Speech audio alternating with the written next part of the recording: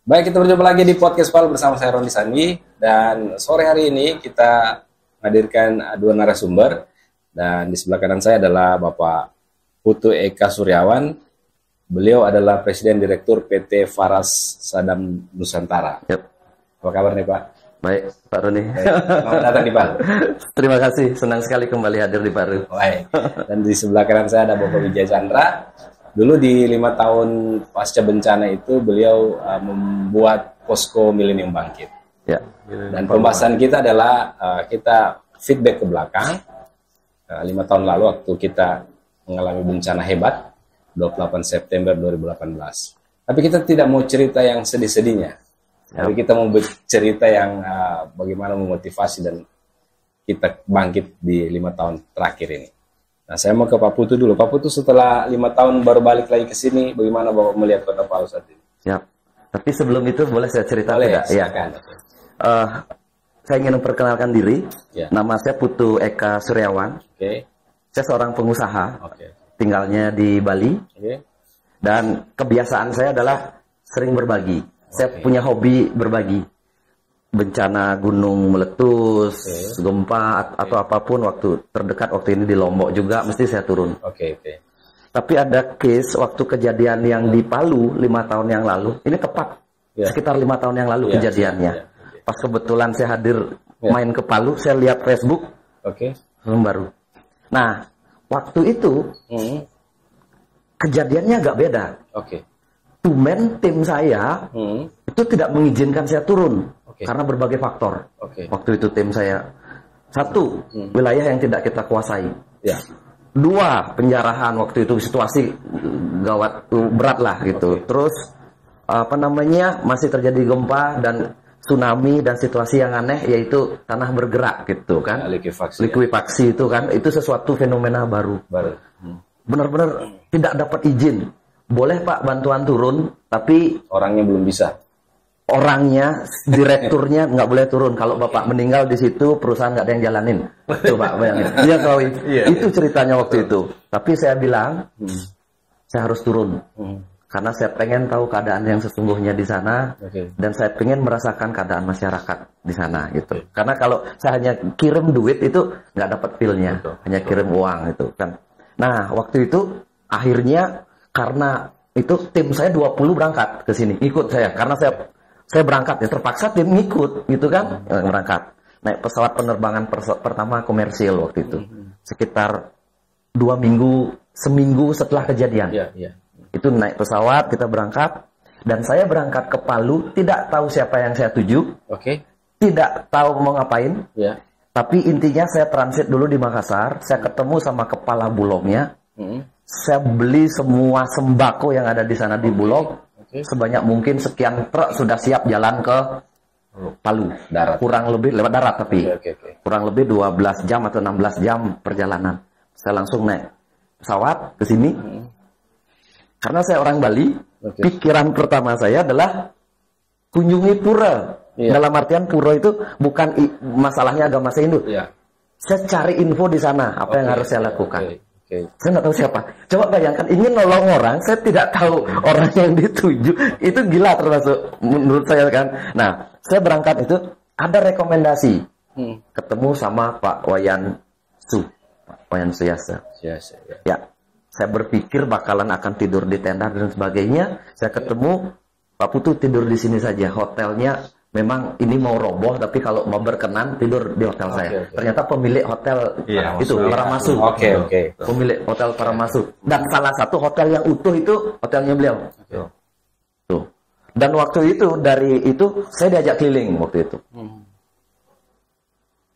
Itu bau masih itulah kita mungkin sedikit mengingat waktu itu masih ada aroma-aroma yang tidak enak bekas itu kan, terus bangunan hancur, terus tepi pantai itu. Diajak keliling dulu, wisata pertama kali untuk cek lokasi lah itu. Nah waktu itu dan itu saya bilang, Pak Yan, ini akan ada banyak datang sembako dari sini. Apa yang dilakukan? Berarti semua hotel ditaruh barang.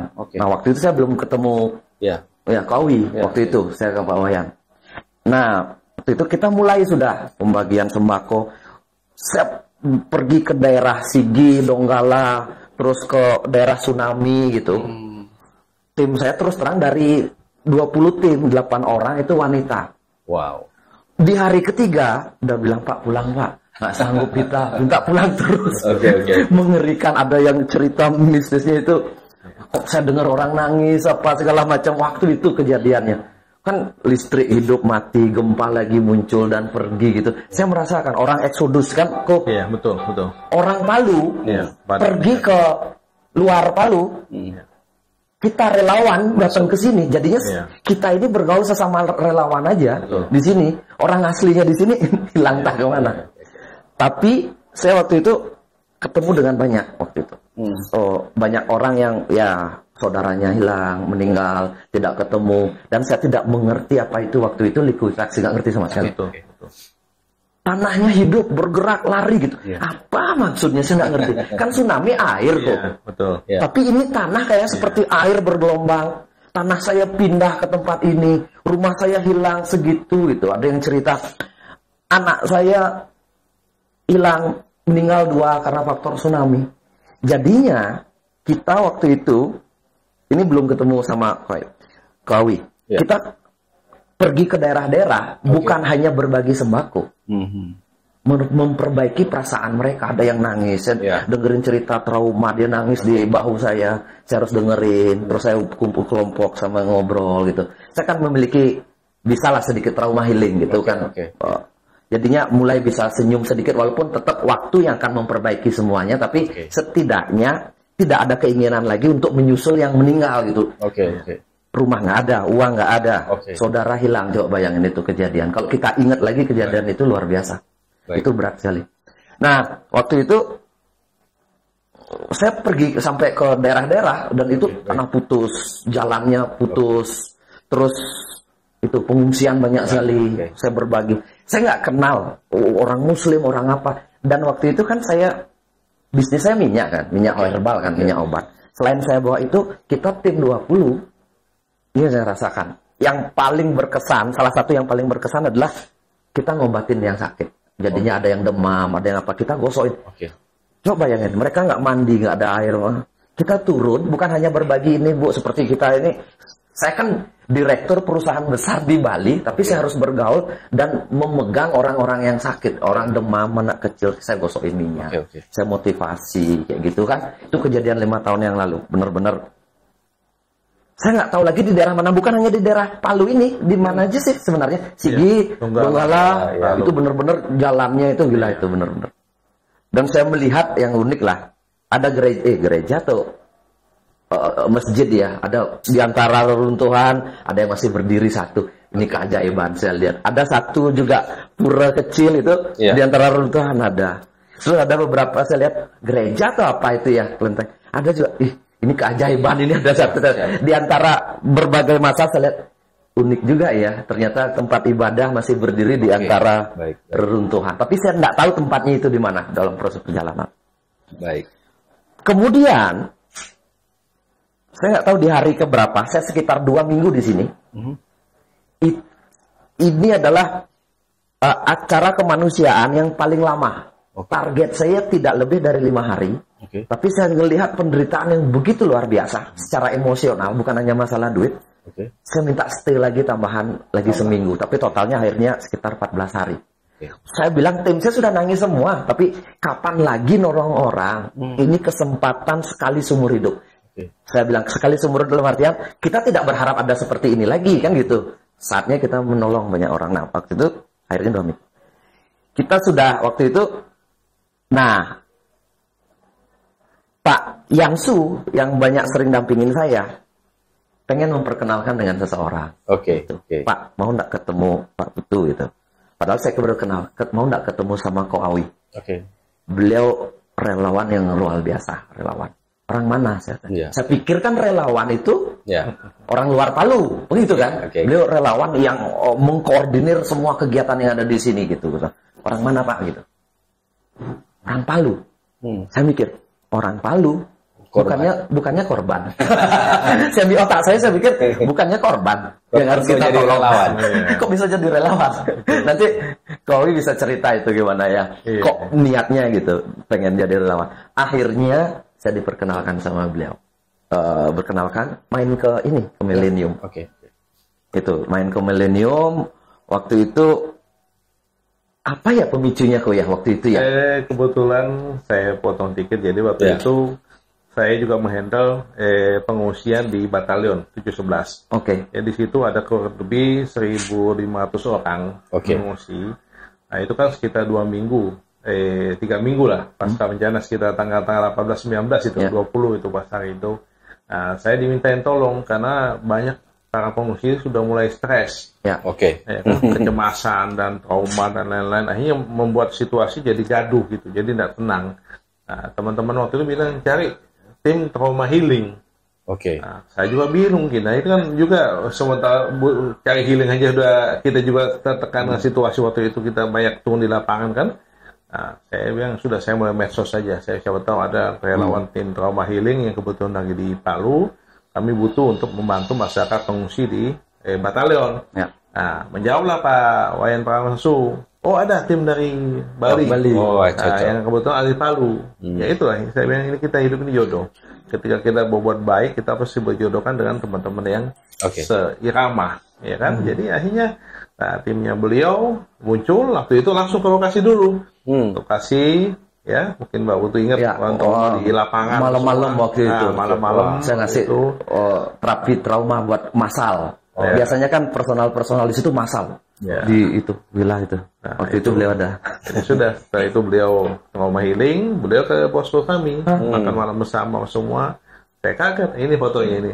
Ini fotonya ini. Nah, ini tim-timnya, tapi belum lengkap tim saya ini, masih banyak ada. Beliau bawa itu minyak untuk trauma healing, untuk mengobati orang semua.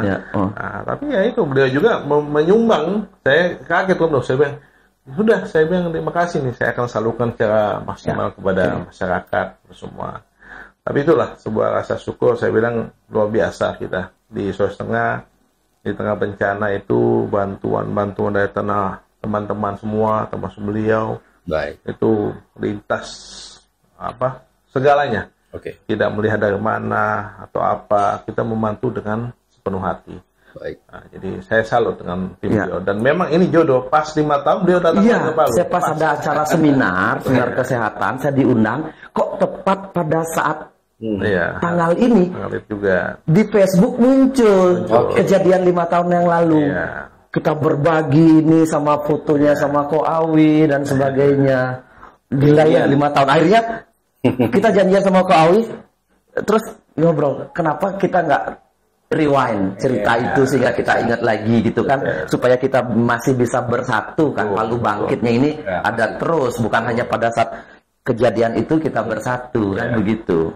Tapi yang menarik, awalnya saya kan nggak tahu siapa Ko Awi. Awalnya saya nggak tahu siapa sih orang ini gitu, saya penasaran. Ya, saya lihat dari fisiknya, apanya. Ini kan bukan orang Palu asli gitu, tapi kok niatnya tulus sekali nolong orang Palu. Karena saya lihat siang dan malam. Setelah itu kan saya tanya Pak Wayan siapa ini, siang dan malam punya posko masak ya apa? Waseda Kitchen itu masak, pokoknya pusat masakan, bisa ribuan masakan dikirim. 16.000 masakan per hari. Waktu itu menyiapkan. Coba bayangin 16.000. Tuh. Padahal bisnisnya Koawi mana ada yang jalan? Ngedrop semua waktu itu. Saya mikir, saya merasa diri saya udah hebat gitu loh. Maksudnya hebat dalam artian diri sendiri loh. Maksudnya ya suka berbagi, punya nilai ini. Setelah saya ketemu beliau, saya merasa saya nggak ada apa-apanya ternyata. Yang merasa korban, harusnya beliau jadi korban gitu kan. Rumah hancur, ini hancur, bisnis nggak jalan. Tapi di suasana yang begitu berat, beliau masih mau peduli sama orang sekitar, masyarakat lokal di sini, berbagi apa segala macam. Terus dipercaya bantuan dari luar. Ternyata salah satu orang yang dipercaya Koawi. Para yayasan sosial, para penyumbang, baik itu dari negara Indonesia maupun terutama yang dari luar negeri, dia akan memilih orang yang dipercaya. Kalau nggak dipercaya, uang, bantuan apapun, dia tidak akan ngasih. Yeah. Dia akan turun sendiri atau dicari orang yang percaya yang pasti disalurkan. Baik. Itu. Dan dari situ gila ya. Dan akhirnya setelah saya pulang, saya cek Facebooknya, ini siapa sih orang. Ternyata banyak kegiatan sosial. Dia banyak sekali membuat program. Dengan ini, dengan itu. Terima kasih ada bantuan. Baik. Dan terakhir saya tahu, bantuan rumah kok ya. Bagaimana ceritanya itu 2000 rumah itu? Puntap Buddha Suci. Apa itu? Dari Yayasan Buddha Suci. Yayasan Buddha Suci. Yang membangun Huntap. Saya tim relawan lokalnya. Ya, yang dikasih tanggung jawab itu kan. Kita dikasih dipercaya untuk jadi tim koordinator relawan lokal supaya kita bisa bantu koordinasi di lapangan. Seperti itu. Itu sampai membangun berapa rumah itu kan? 2000. 1.500 di Tondon, 500 di Pombewe. Nah itu luar biasa. Coba bayangin. Luar biasa nih. Itu kejadiannya 5 tahun yang lalu. Baik, Pak Putu, kan Pak Putu tadi sudah sampaikan bahwa bukan cuma gempa Palu yang Pak Putu ikut terlibat. Bagaimana kesan Pak Putu ketika tahu ternyata di Palu ini gempanya luar biasa, bencananya waktu pertama datang sini? Wow, itu bagi saya itu pengalaman yang luar biasa. Tidur tanpa listrik, apa segala macam, di luar perkiraan saya semua. Andai kata saya belum berangkat tahu keadaan seperti itu, saya nggak berangkat di sini.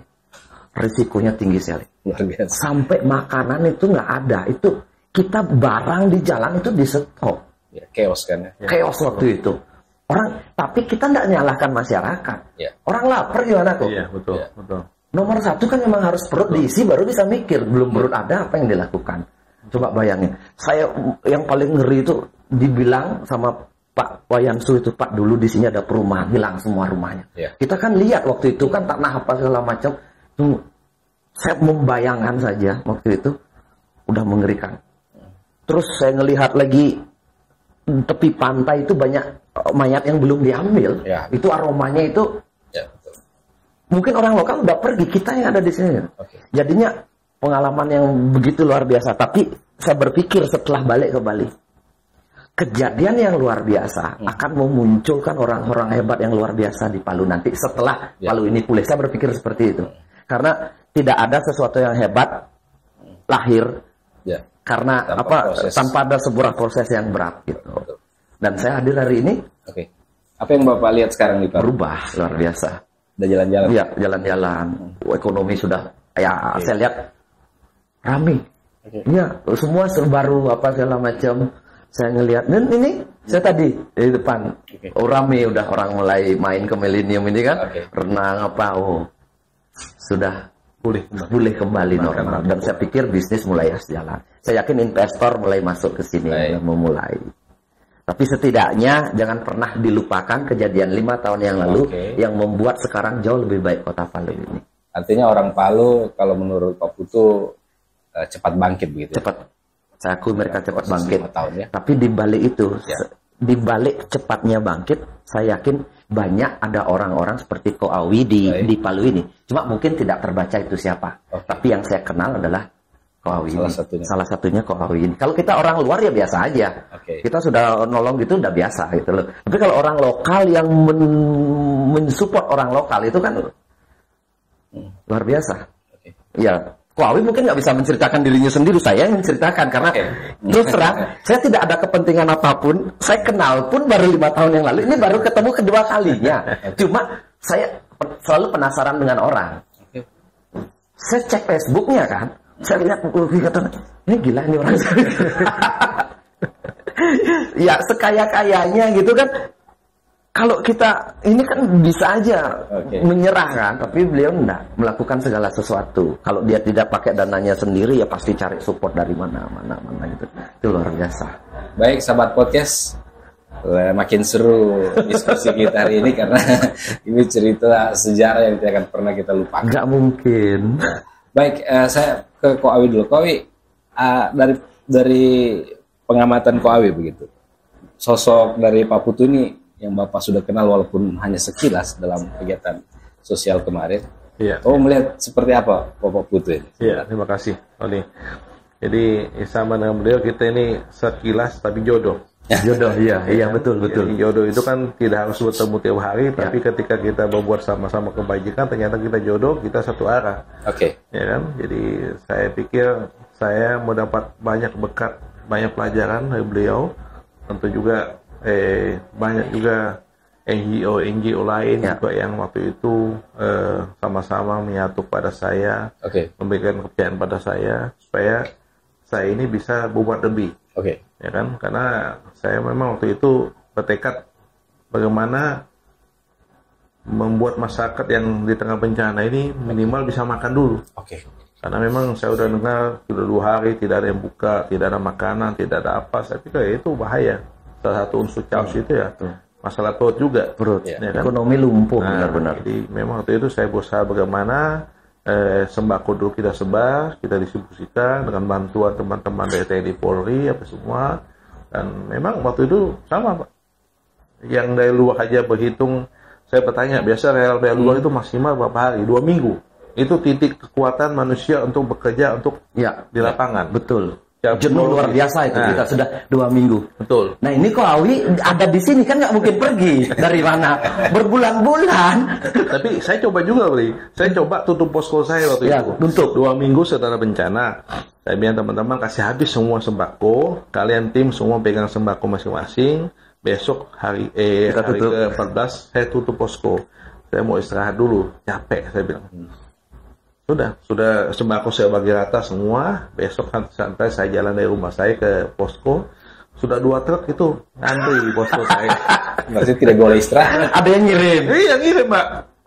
Ada sumbangan dari. Untuk grup tim saya kan masih ada grup WA apa semua kan. Saya tinggal WA. Relawan kumpul ulang. Saya foto 2 truk. Sial. Ya sudah, kita jalan lagi. Mulai lagi. 3 kali saya coba tutup posko saya. Roni, Pak Putu. Gagal. Karena bantuan di posko saya tidak pernah habis. Bahkan ya tadi itu mengalir satu-satu bergabung. Akhirnya kita menjadi sebuah induk posko yang menaungi tim kesehatan, tim sembako, tim dokter yang kapal dokter share. Nah, sampai akhirnya kita juga di pembantuan ke usaha Huntap. Ya kan? Termasuk bantuan dari IPP, SCTP Industrial, ada juga yang kita bangun pura. Semua masuk ke Awi? Semua masuk ke saya. Nah itu akhirnya menjadi posko ini sampai dibilang tempat posko abadi, posko Milenium Palu Bangkit. Nah ini seragamnya masih saya pakai ini, masih ada ini. Ya kan? Luar biasa. Jadi ya itulah, itu satu saya pikir berkat dari Tuhan Yang Maha Esa, karena kalau tidak ada hal-hal positif yang mendukung kita bisa berbuat baik, tidak ada unsur. Ya kan? Tidak ada kepentingan apapun, pasti ada jodoh orang baik tidak dipertemukan, kita tidak bisa buat apa-apa. Tapi karena ada jodoh, ada niat, ada doa, nah, jalan itu orang bilang kayak GPS lah, satu arah. Mau kemana kita? Nah, ya kita bertemu dan beliau-beliau ini. Banyak, saya terus terang saya akui selain dari beliau ada beberapa NGO itu memang mereka punya jiwa, semua totalitas. Jadi itulah berkat kita masyarakat Palu di tengah bencana. Ada berkat, ada orang baik yang dengan ringan tangan, ringan kaki, tenaga, pikiran dan materi memberikan secara totalitas kepada kita. Setelah kejadian 5 tahun itu, Kak Awi, gimana perasaannya sekarang setelah melihat kondisi Palu seperti ini dan sebagainya? Ada perasaan apa yang muncul? Saya senang dan bangga. Tapi kadang-kadang ya kayak begini, ketika kita mencatat histori itu kenangan kesedihan masa lalu itu kadang muncul. Terharu ya? Terharu. Saya tidak bisa menghilangkan itu. Saya bahkan waktu pertama saya presentasi di PT Tata Logam Lestari di Bandung, saya menangis di panggung. Saya kaget, saya menangis di panggung. Saya menangis karena saya waktu itu dapat bantuan 70 Huntap dari Tata Logam. 2 minggu setelah bencana. Ya kan? Jadi memang dalam jiwa ini masih tertanam kondisi saat itu. Tapi memang pada saat itu jiwa itu betul-betul yakin kita berbuat saja. Ya kan, kita berjuang gitu. Kalau Papua tuh melihat sosok Awi bagaimana dengan di semua itu saya udah cerita tadi, Ko Awi itu sosok yang luar biasa. Maksudnya saya merasa punya satu visi, istilahnya seperti tadi koneksi ada, tapi beliau melebihi saya. Beliau melebihi saya dalam artian ketahanannya beliau untuk Ko Awi ini untuk terus menjadi jembatan, bahasanya itu menjadi jalan buat orang lain itu tinggi banget. Jadinya jadi jembatan itu istilahnya, kalau jembatan itu kan rela diinjak untuk kebahagiaan orang lain. Ya, kalau kelihatannya sih enak ya jadi relawan dieluh-eluhkan, bisa bantu orang Palu ngurusin. Coba pikir, menjadi relawan di kota sendiri selama berbulan-bulan bahkan mendekati hitungan tahun. Itu korban perasaan, korban uang, korban keluarga. Itu orang nggak pernah akan bisa baca itu. Tidak akan pernah bisa baca. Dan orang yang seperti Ko Awi ini harus siap suatu saat akan dilupakan. Kasarnya itu siap dilupakan, dan kita pun harus legowo gitu loh. Kita main misalnya, padahal kita yang dulu bantu mereka, mungkin mereka lupa sama kita kok. Itu hal yang terbiasa. Nanti yang atas tidak lupa. Iya, betul. Makanya saya nanti nitip pesan, pokoknya apapun keadaan tetap punya hati yang baik, seperti yang dulu. Jangan sampai hilang itu. Walaupun orang tidak lagi mengingat kita kok. Ya. Baik sekali sahabat podcast, kita sudah di penghujung ini. Tapi saya ingin nanti di penghujung Pak Putu dan Pak Wijaya Chandra, Pak Wi, mungkin mau menyampaikan motivasi apa buat khususnya kami yang di Palu, karena terima kasih sekali untuk dua orang ini yang ternyata sudah saya mengistilahkan berdarah-darah untuk kami di Palu ini yang menjadi korban, khususnya Ko Awi juga korban bantu korban. Nah, di akhir diskusi kita sore hari ini, saya ingin dari Pak Putu dulu. Pak Putu, apa yang mau disampaikan ke kita di warga di Palu? Untuk teman-teman kita yang di Palu, saya ucapkan selamat. Kota ini sudah kembali seperti sedia kala, dan ekonomi sudah berputar. Kemarin saya sudah keliling, saya buat berbagai kegiatan seminar-seminar kesehatan. Itu kan saya orang kesehatan dan herbal kan. Jadi keliling, saya diajak ke beberapa titik gitu kan. Sudah mulai ada kampus baru saya senang sekali. Terus dia bilang ya ada mall baru segala macam. Mudah-mudahan ini sebagai awal kita untuk terus bertumbuh nanti tuh. Dan ya saya tetap mudah-mudahan Palu ini tetap bersatu. Ini kita akan mendekati tahun politik. Jadinya ya tolong jangan saling bergesekan keras. Pokoknya buat tahun politik ini tahun yang enjoy, itu pesan saya. Tahun enjoy gitu. Jangan saling inilah. Jangan lagi ada gesekan-gesekan gitu. Semoga damailah Palu ini. Pesan yang sama juga saya ngomong di Bali juga gitu. Jangan sampai ada gesekan karena beda partai, beda kepentingan dan sebagainya. Karena itu hanya sesaat. Sesaat. Ya udah pesta, kalau sudah selesai ya sudah gitu aja. Pak Wi, apa yang mau disampaikan ke teman-teman dan khususnya ke Pak Putu juga? Iya, terima kasih. Jadi kalau saya sih sederhana aja, hidup ini jadikan punya manfaat kepada sesama, baik sesama manusia, sesama makhluk ciptaan Tuhan di alam semesta, maupun sama-sama kita ini bisa menjaga keseimbangan alam. Ya, mungkin kita saat ini bisa rasakan langsung bagaimana panasnya matahari. Ya, jadi kalau kita Pak Putu di sini katanya cuaca cuma dua, panas sama panas sekali. Panas sekali. Lalu panas kita ini ada dua juga, panas matahari, panas Om Koro. Iya. Jadi berarti hidup kita diajarkan untuk seimbang. Seimbang, betul. Ya, jangan penuh emosi, jangan penuh dengki, dendam dan lain-lain, itu jauhkan dulu. Nah, kita kembangkan cinta kasih sayang kepada sesama manusia, kepada diri kita dulu, kepada keluarga, kepada masyarakat, alam semesta, ya kita akan panjang umur, sehat selalu, dan bisa berkarya lebih untuk Palu lebih baik lagi. Itu saja menurut saya. Baik sekali sahabat podcast, terima kasih Pak Putu dan Pak Wijaya Chandra. Mungkin di akhirnya ada penyerahan. Saya lihat. Baru saya ingat. Ya, apa yang ini bisa disampaikan? Ini saya ada hadiah buat Pak Wi. Ini ada seorang penulis terkenal, spiritual juga, Pak Dr. Wayan Mustika, menuliskan kisahnya, ya jatuh bangunnya bisnis saya. Gitu kan kita sama-sama pengusaha. Nanti Kowi bukan siapa, ini hadiah dari saya. Silahkan nanti dibaca, mudah-mudahan bisa ini. Karena di sini banyak, ini dibuat seperti cerita real story. Tapi agak sedikit. Beberapa nama seperti nama saya diganti Surya gitu, dengan tema Surya pun pernah tenggelam. Jadinya kalau matahari pun ada proses tenggelamnya walaupun dia menyinari gitu. Nilai-nilai hidup banyak sekali di sini. Jadinya bukan autobiografi sebenarnya. Saya jadi latar cerita banyak kebaikan-kebaikan itu akan selalu hadir di setiap kesempatan. Betul sekali. Ya, ini mumpung 5 tahun ya, pasti. Kondisi Palu, mudah-mudahan ini bisa jadi ini simbolis. Silakan. Oh iya. Terima kasih Oke, makasih. Baik, sahabat podcast. Asik sekali perbincangan kita sore hari ini. Semoga apa yang sudah disampaikan Pak Putu dan Pak Wijaya Chandra bisa bermanfaat untuk kita semua, khususnya kita yang berada di Kota Palu. Saya akhiri, saya Roni Sandi pamit. Terima kasih buat kebersamaan Anda. Kita berjumpa lagi di podcast selanjutnya bersama narasumber lain.